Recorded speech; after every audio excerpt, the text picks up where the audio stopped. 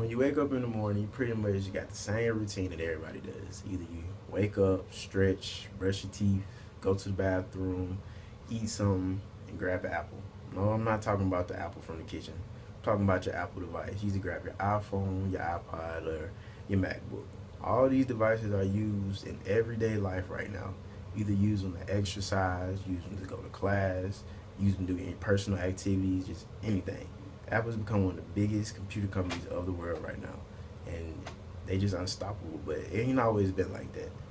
Apple really started out in a small garage by two college dropouts. Yes, two college dropouts. I know that sounds kind of bad because we in college right now and we supposed to stay in school, but they had this bright idea that they wanted to be in the computer industry right now. It was something new. Nobody really did it, but they wanted a small, user-friendly computer to use.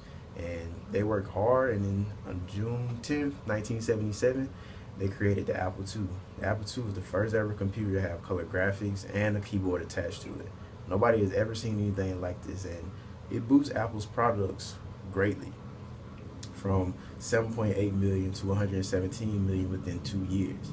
Now, Apple's projection looked really great, but growing the vision with where to take it and power shifts just kind of shifted everything. In 1983, Wozniak left the company because he just lacked any interest whatsoever, and he just didn't want anything else to do with Apple. And his replacement, John Sculley, Pepsi Company CEO, was hired as the president of Apple Inc. And his ideas and Steve Jobs' ideas kind of clashed when it came to the Macintosh computer. In 1985, Steve Jobs was taken off the Macintosh team and eventually just left Apple completely. Now, this still had a negative effect on Apple, but its profits rose to even higher in 1990. Now, at its highest peak, this was greatly due to the deal made by Jobs with Adobe to create the portable document file, the PDF, as you may know. And this really boosts profits with Apple. And it was a great move by Apple and great move by Steve Jobs, even though he wasn't there anymore. But after that, Sculley started making some decisions that really negatively affected how Apple business was going. He declined a deal with Microsoft owner Bill Gates for it to license Apple software, and later on in the future, Microsoft became one of the biggest competitors of Apple. Even now today, it's one of the biggest competitors of Apple. But in 1996, profits started falling, and Apple needed to regroup. So in 1997, Apple bought out the Next Software, which was Steve Jobs' company, and replaced him back as interim CEO. So that was a great move. And with Steve Jobs back in the overall production of Apple, he started making some moves, and he ended up revolutionizing the personal computer by making the iBook, as well as marking a deal with Microsoft and creating a Macintosh unit for the Microsoft Office suite. So this was great. We had deals going on. We had people working together. Apple had a great future ahead of them.